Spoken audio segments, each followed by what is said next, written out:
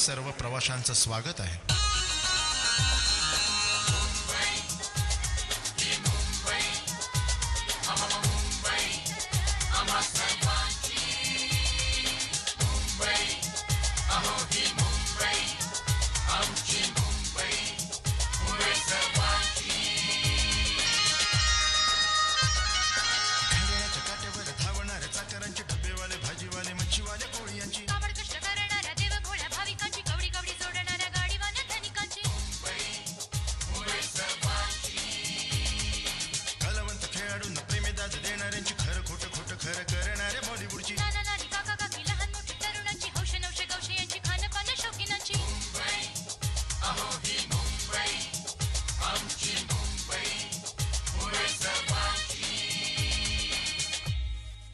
नमस्कार मुंबई। मुंबई सर्वांची मध्ये मी प्राजक्ता भोईटे आपल्या सर्वांचं मनपूर्वक स्वागत करते।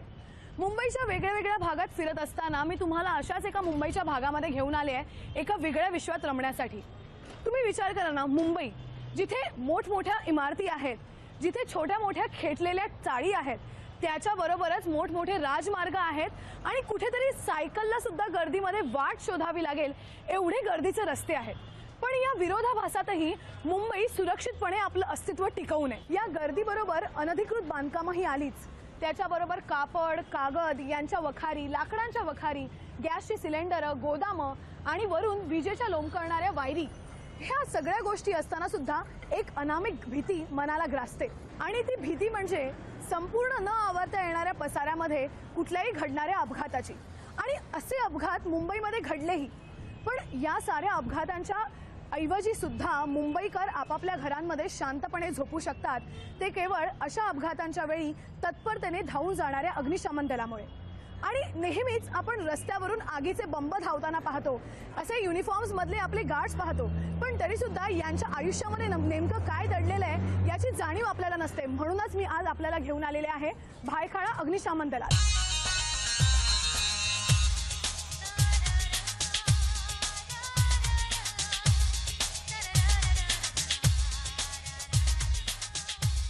ब्रिटिश काळात जसजशा वसाहती वाढू लागल्या तसतसं डिझास्टर मॅनेजमेंटची सुद्धा गरज भासू लागली आणि त्यातूनच 1777 साली अग्निशमन दलाची स्थापना झाली।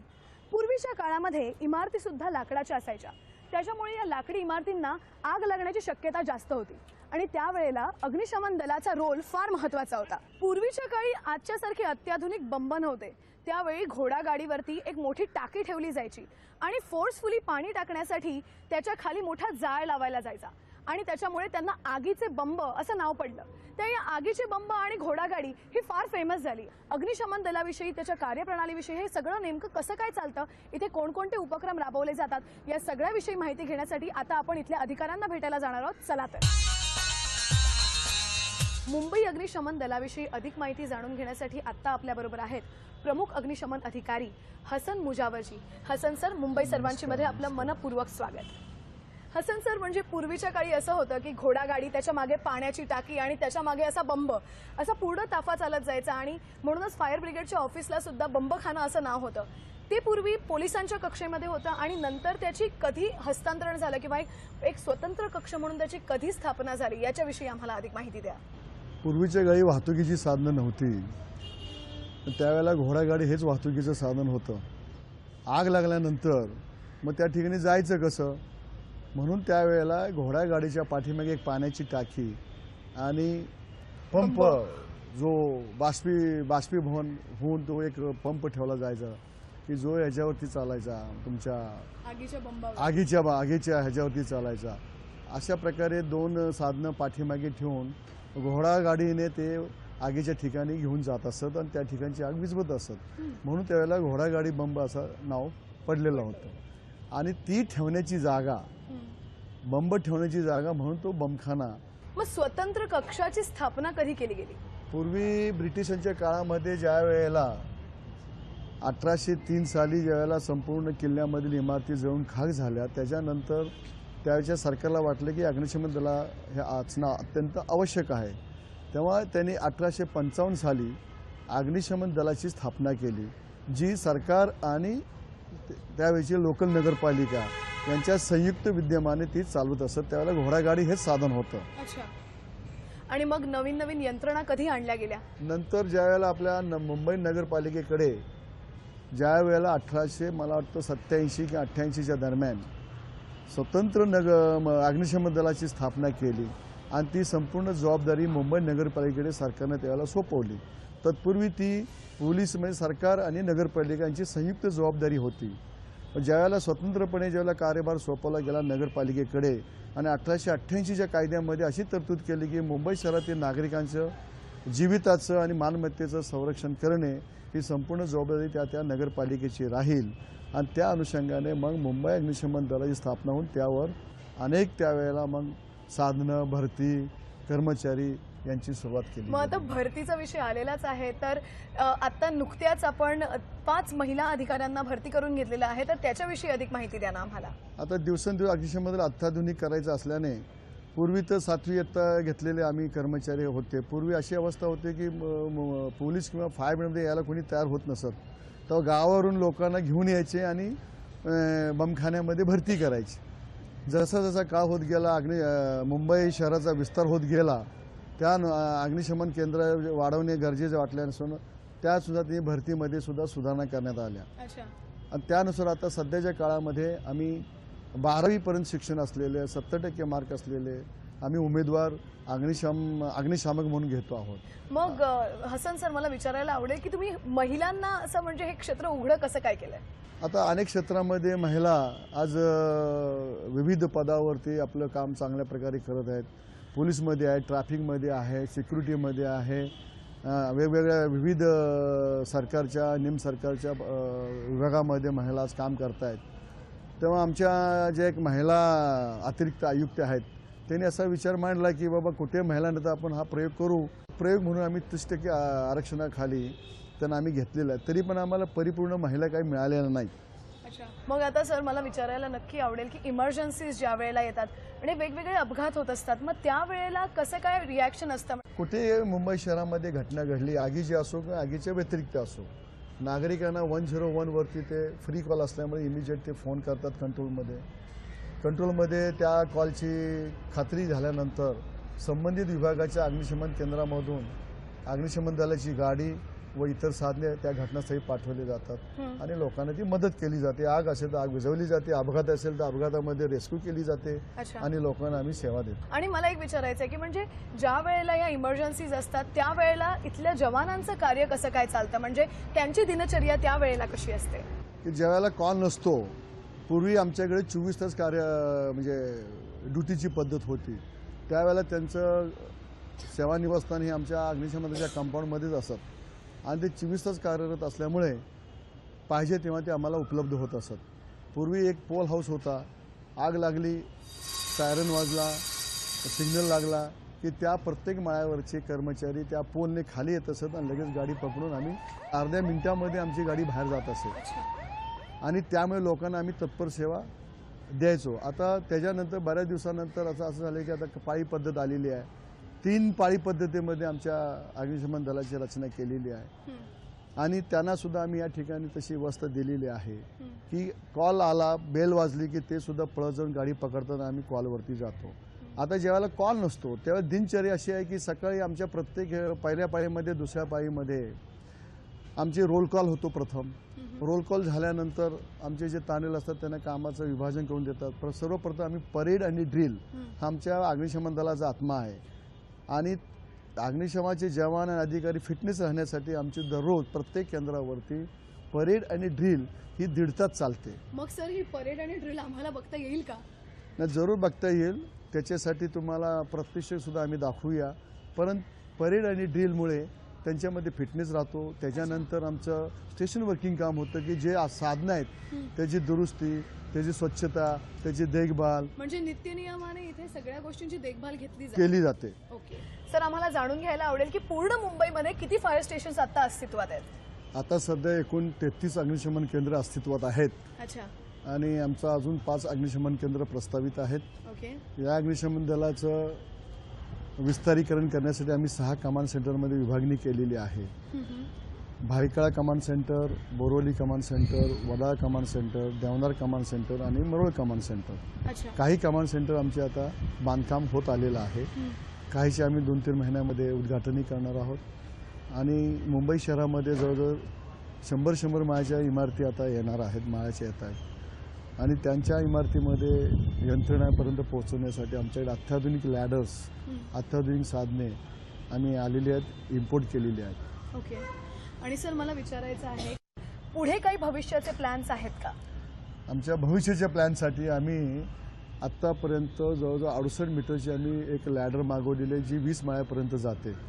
अशा अनेक आम्ही लॅडर आम्ही मागवणार आहोत, परंतु त्यालाही काही लिमिटेशन आहे. 20 माळ्यापर्यंतच फक्त आम्ही काही फायर फायटिंगचं आम्ही ऑपरेशन करू शकतो, त्याच्यावरती आम्ही करू शकत नाही. त्यामध्ये असणारी यंत्रणा ही आपापल्या बिल्डिंगच्या रहिवासी लोकांनी ती मेंटेन करायला पाहिजे आणि स्वतःचं संरक्षण स्वतः करायला पाहिजे. प्रत्येक ठिकाणी आम्ही पोहोचू शकत नाही. अगदी. सर मग आमच्या मुंबई सर्वांच्या प्रेक्षकांना काय सांगाल आपल्या फायर ब्रिगेडचा एक संदेश म्हणून? सर्वप्रथम म्हणजे नागरिकांनी ज्या ठिकाणी आपण राहतो त्या इमारतीचं संरक्षण स्वतःच करायला पाहिजे. लोक आतमध्ये भरमसाठ खर्च करतात, परंतु इमारतीच्या सेफ्टीसाठी कुणी खर्च करायला तयार होत नाही किंवा लक्ष घालत नाही. ते चुकीचे. त्यामध्ये असलेली यंत्रणा जर त्यांनी व्यवस्थित ठेवली तर फायर ब्रिगेड येईपर्यंत ते आपला जीव आणि मालमत्ता आगीपासून संरक्षण करू शकतात. ते त्यांनी सहकार्य त्या इमारतीमध्ये असणं अत्यंत गरजेचं आहे. तर मला जाता जाता एक महत्त्वाचा प्रश्न विचारायचा आहे की हसन सर, तुम्हाला मुंबई कशी वाटते? मुंबई अशी आता एवढी मोठी विस्तारलेली आहे की या ठिकाणी एक जागतिक शहर झालेलं आहे. या ठिकाणचे येणारी आव्हानं इतकी मोठी आहेत की केवळ एकट्या अग्निशमन दलाला ती पेलवता शक्य नाही.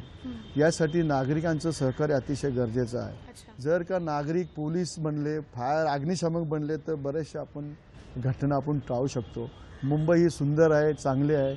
मुंबईचं रक्षण करणं हे तुमच्या आमच्या हातात आहे आणि ते आपण करायला पाहिजे. क्या बात आहे सर. मग या रक्षणासाठी फिट असलेल्या या जवानांचं आपण आता प्रात्यक्षिक पाहायला हरकत नाही. जरूर जरूर. चला तर मग. चला.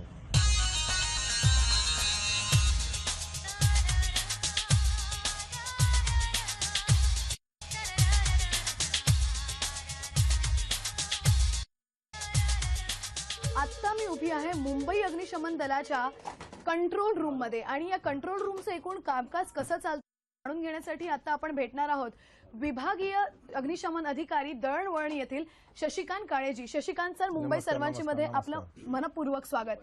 शशिकांत सर, आम्हाला सांगा ना, या पूर्ण अग्निशमन दलाचा कार्यक्षेत्र काय आहे?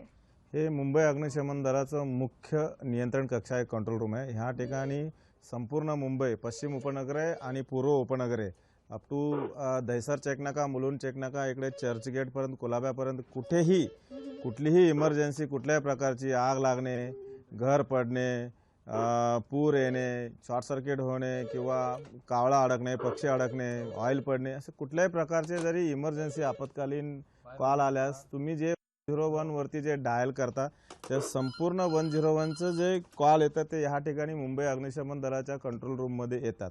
या ठिकाणी 101चे आपल्या 16 जम्पिंग लाईन आहेत. त्याच्याप्रमाणे ज्याप्रमाणे कॉलची सिव्हिरिटी असेल त्याप्रमाणे ह्या कॉल येत असतात आणि त्याच्याप्रमाणे आम्ही कॉल रिसीव करून, कॉल व्हेरीफाय करून त्याप्रमाणे ज्या क्षेत्रामध्ये, ज्या ज्युरिडिक्शनमध्ये कुठली आपत्कालीन घटना घडलेली असेल त्या ठिकाणच्या आम्ही गाड्या टर्नआउट करतो. सर, म्हणजे आता गाड्या टर्नआउट करता हे जाणून घेतल्यानंतर आम्हाला अगदी उत्सुकता लागलेली आहे की नेमका फोन नंतर गाडी तिथे पोहोचेपर्यंत काय काय होतं, काय काय प्रोसिजर असते ती आली तर मजा येईल. आपण ज्या वेळेला 101 वरती फोन करतो ते हा टेलिफोन ह्या 16 जम्पिंग लाईन्स आहेत. या ठिकाणी फोन आल्यानंतर माझे जे कर्मचारी अधिकारी ते रिसीव्ह करतात.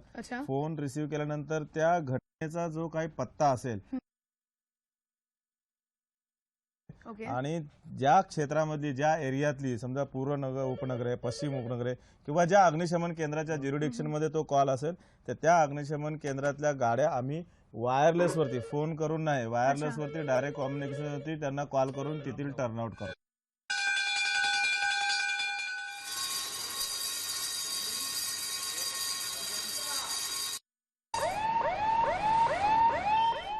अच्छा सर, मग आम्हाला जाणून तर या अशा पक्षी फसलेल्या घटना किंवा आग लागलेल्या गोष्टी कॉल्स येतात की इतरही काही संकट असताना कुठलीही इमर्जन्सी आली किंवा कुठल्याही काहीही सेवा उपलब्ध हवी असल्यास पहिलं त्याला मुंबई अग्निशमन दलाचीच आठवण येते. अच्छा. कुठल्याही प्रकारची, म्हणजे जी आमची कामं नसतात त्या सुद्धा त्याला जरी आठवण येतं, पहिली मुंबई अग्निशमन दलाचीच आठवण येते. मग या वेळेला अशा म्हणजे खोट्या फसवणुकीचे प्रकार सुद्धा होत असतील किंवा फोन सुद्धा येत असतील, तर त्याच्याबद्दल ते पूर्वी खूप येते. कॉलर आयडी ज्या वेळेला नव्हते त्यावेळेला खूप खोट्या प्रकारचे यायचे, पण आता बहुतेक कमी झालेले आहेत. ते कॉलर आयडी मध्ये तुमचे नंबर येतात, त्याच्यामुळे कुणीही तसं ह्या सद्यस्थितीला कुणीही खोटा कॉल करण्याचा प्रयत्न करत नाही. 26/11चा एवढा मोठा इन्सिडेंट झाला, म्हणजे ताजवरती ब्लास्ट झाल्यानंतर आणि मग त्यावेळेला कंट्रोल रूमकडून फोन कॉल असे, प्रायव्हेट पण फोन केला, त्याच्याप्रमाणे आम्हाला आग लागल्याचा कॉल मिळाला. तर आम्हाला सुरुवातीला टेररिस्ट अटॅक म्हणून असं कुठं, त्यामुळे आग लागल्यानंतर आमच्या 4 ठिकाणी गाड्या टर्नआउट झाल्या. फायर इंजिन साईटवरती पोहोचलं, साईटवर पोहोचला जाणीव झाली आणि त्याप्रमाणे मग सर आम्हाला विचारून घ्या नक्की म्हणजे मुंबईच्या या पूर्ण कंट्रोल रूम मधून किंवा नियंत्रण कक्षेच्या एका किंवा तुमच्याकडून एक मुंबईचं रूप काय जाणवतं तुम्हाला? मुंबई कशी वाटते? मुंबईचे कुठलीही आपत्ती आली तरी मुंबई अग्निशमन दलाचं नियंत्रण कक्ष आम्ही सक्षम आहोत कुठल्याही आपत्तीला. परंतु आता नवीन नवीन चॅलेंजेस आलेले आहेत. हाय राईज बिल्डिंग्स येतात, सगळं मुंबईचं कॉन्क्रिटीकरण होत आहे. 7 फायर फायटिंग सिस्टीम बिल्डिंगने आणि बिल्डिंगच्या सोसायटीने ऑक्युपायर ओनरने पाहिजे. ह्या गोष्टी मुंबईच्या जनतेने जर आणि तुम्ही मूळचे मुंबईकर आहात? हो, मुंबईकर आहे. बघितलं, मूळचे मुंबईकर असल्यानंतर तुम्हाला मुंबईमधलं स्पिरिट त्यांनी स्वतःमध्ये त्यांनी सांगितलेल्या काही छोट्या छोट्या गोष्टी सुरक्षित मुंबई होऊ शकेल. आता आम्ही पुढे वळणार आहोत, पण तत्पूर्वी पहा तुम्ही एक छानसं गाणं.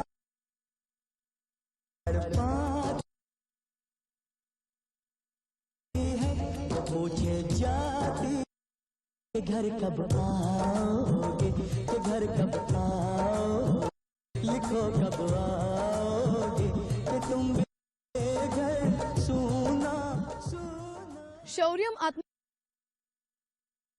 मुंबई अग्निशमन दलाचं ब्रीद धोरणानुसार त्यांची वाटचाल अविरतपणे. आत्ताच नुकती आपण जवानांची प्रात्यक्षिकं पाहिली, ड्रिल पाहिलं. इथे गाड्यांचा मेंटेनन्स कसा केला जातो याच्यासाठी आता आपण इथे असलेल्या या कार शेडमध्ये आलेलो आहोत आणि आता याच्याविषयी अधिक माहिती घेऊया. पण तत्पूर्वी इथे कोणत्या वेगवेगळ्या प्रकारच्या गाड्या आहेत की ज्या तत्परतेसाठी आपल्या सर्वांसाठी उपलब्ध आहेत हे जाणून घेऊया येथील विभागीय अग्निशमन अधिकारी कुवेसकर सर यांच्याकडून. नमस्कार विलास सर, मुंबई सर्वांची मध्ये आपलं मनपूर्वक स्वागत. सर, आम्हाला जाणून घ्यायचं आहे की इथे कोणकोणत्या वेगवेगळ्या प्रकारच्या गाड्या उपलब्ध आहेत? मुंबई अग्निशमन दलामध्ये एकंदर 203 विविध प्रकारच्या गाड्या आहेत. त्यामध्ये अत्याधुनिक आहेत आणि नेहमी प्रथम ज्या वेळेला आगीवर जाणाऱ्या ज्या गाड्या आहेत त्या प्रत्येक फायर स्टेशनला गाड्या आहेत आणि ॲम्ब्युलन्सेस आहेत, स्पेशल अप्लायन्सेस आहेत. अशा विविध प्रकारच्या गाड्या आहेत या अग्निशमन दलामध्ये. आणि या दलाच्या ज्या गाड्या आहेत त्या यंत्र म्हटल्यानंतर कुठेतरी त्याचं दुरुस्ती किंवा त्याचं मेंटेनन्स, त्याचं सर्व्हिसिंग या गोष्टी रेग्युलर कराव्याच लागतात. त्याकरता आमचं वर्कशॉप आहे, हे सुद्धा आम्ही थोडं अत्याधुनिक पद्धतीचे सगळे आमचे कामगार आणि त्या पद्धतीची साधनं घेऊन त्याचे सर्व्हिसिंग आणि मेंटेनन्स करत असतो आम्ही. मग या अत्याधुनिक साधनांमध्ये कोणत्या प्रकारच्या म्हणजे आधुनिक गाड्या ज्या वेळेला येतात त्यावेळेला त्याच्याबद्दलचं प्रशिक्षण इथे दिलं जातं का? प्रशिक्षण दिलेलेच आमच्याकडे कर्मचारी आहेत, पण आमचं रिफ्रेशिंग सुद्धा आम्ही त्या पद्धतीचं आम्ही आमच्या इंटरनल याच्यामध्ये आम्ही करत असतो. आणि जर आम्हाला एखादा एक्सपर्ट्स काही मागवायचे झाले दुरुस्ती करण्याकरता तर आम्ही त्यांचीही मदत घेतो. पण आम्ही कुठलीही गाडी बंद अवस्थेत ठेवण्याचं आम्ही शक्यतो टाळतो. ती लवकरात लवकर ती दुरुस्त होऊन आणीबाणीच्या काळात लोकांना सेवा देईल याकरता आमचा कल असतो. क्या बात आहे सर. आता आपल्याकडे सहाय्यक विभागीय अधिकारी तांत्रिक म्हणून राजेंद्र चौधरीजी उपस्थित आहेत. तर राजेंद्रजींना विचारूया. राजेंद्रजी, आत्ताच आम्ही नुकतंच जवानांचं प्रात्यक्षिक पाहिलेलं आहे, तर गाड्यांसाठी प्रात्यक्षिक म्हणून किंवा गाड्यांना फिट राहण्यासाठी काय केलं जातं इथे, कशा प्रकारे गाड्यांची दिनचर्या असते हे आम्हाला आणि हे दलाचं जे परमकर्तव्य आहे ते आगीपासून व इतर दुर्घटनेपासून लोकांच्या जीविताचं आणि वित्तीचं रक्षण करणं हे महत्त्वाचं कर्तव्य आहे. हे कर्तव्य बजावताना आम्हाला विशिष्ट प्रकारचे वाहने उपकरण्याची गरज असते. याकरता आज अग्निशमन दलाकडे जवळजवळ 200 प्रकारचे विविध प्रकारच्या उपकरणे आहेत आणि 200 प्रकारचे गाड्या आणि उपकरणांचा इथे ताफा आहे. या सर्व गाड्यांचा आणि उपकरणाचा जो दैनंदिन देखभालीचा जो काही व्याप आहे तो अग्निशमन दलाच्या मध्यवर्ती कार्यशाळेमध्ये केला जातो. त्याच्याकरता भायखळ्याला ही एक मोठी मध्यवर्ती कार्यशाळा आहे. ही कार्यशाळा जवळजवळ 50 वर्ष जुनी आहे. या कार्यशाळेला आधुनिकीकरण करण्याचं काम सुरू आहे. नवीन अत्याधुनिक अशी कार्यशाळा बांधण्याचं काम चालू आहे.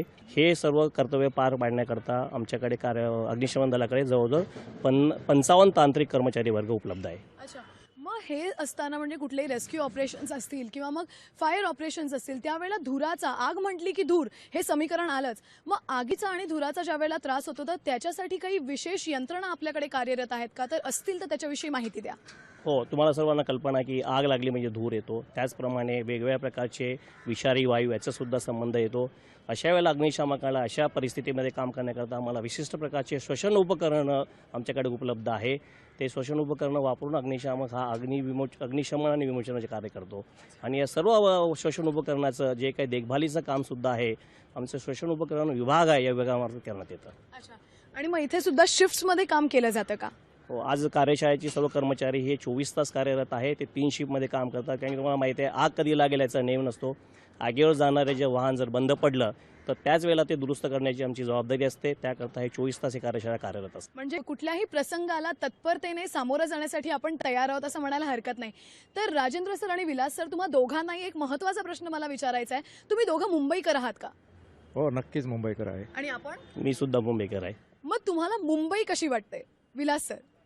मुंबई हे एक असं शहर आहे की त्याचं प्रगतिशील शहर म्हणून जगात पाहिलं जातं असं शहर आहे. त्याचा मला अभिमान आहे. क्या बात आहे सर. राजेंद्र सर, तुमचं मुंबईबद्दल काय मत आहे? सर्वांना कल्पना आहे मुंबई ही या देशाची आर्थिक राजधानी आहे आणि त्यामुळे या शहराची दिवसेंदिवस झपाट्याने वाढ होत आहे. ही होणारी झपाट्याने वाढ आज अग्निशमन दलावर कामाचं ताण वाढवत आहे. आज तुम्ही बघितलं उत्तुंग इमारती, मल्टिप्लेक्स, मॉल्स झालेले आहेत आणि अशा दृष्टीने जर मुंबई वाढत आहे तर अग्निशमन दलाचा सुद्धा वाढ होणं गरजेचं आहे. त्यामुळे सुद्धा आम्ही त्या दृष्टीने पावलं उचलत आहे. मुंबई ही सर्वांची आहे आणि सर्वांकरता आहे मुंबई.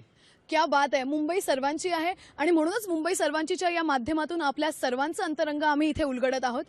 चौधरी सर आणि कुवेसकर सर, मुंबई सर्वांचीशी एवढा वेळ काढून वार्तालाप केल्याबद्दल खरंच आम्ही आपले आभारी आहोत. आणि आपलं असं कार्य असंच पुढे चालू ठेवत राहा. आम्हा सगळ्या मुंबईकरांना आपला अभिमान आहे. मंडळी, आता मी पुढे जाणार आहे, पण पुढे जाण्यापूर्वी एक थोडासा हॉल्ट घेणं गरजेचं आहे, नाही का? आज दिवसभरामध्ये मुंबई फायर ब्रिगेडचा कारभार कसा चालतो ते आपण पाहिलं. जवानांची प्रात्यक्षिकं आणि ड्रिल्स पाहिली. कंट्रोल रूमचं कामकाज कसं चालतं ते पाहिलं. संकट समयी स्वतःच्या जीवाची पर्वाही न करता तत्परतेने धावून जाणाऱ्या या मुंबई अग्निशमन दलाची आपण आपल्या रुटीन लाईफमध्ये थोडी सुद्धा दखल घेऊ नये. मुंबई सर्वांचीचा हा एक वेगळा रंग आपण आज इथे उलगडला. मुंबईचं अंतरंग उलगडताना मुंबई अग्निशमन दलाच्या या अतुलनीय शौर्याचं, धाडसाचं आम्हाला कौतुक आहे आणि म्हणूनच आम्ही सगळे समस्त मुंबईकरांतर्फे त्यांचे आभारी आहोत आणि त्यांना हा सलाम करतोय.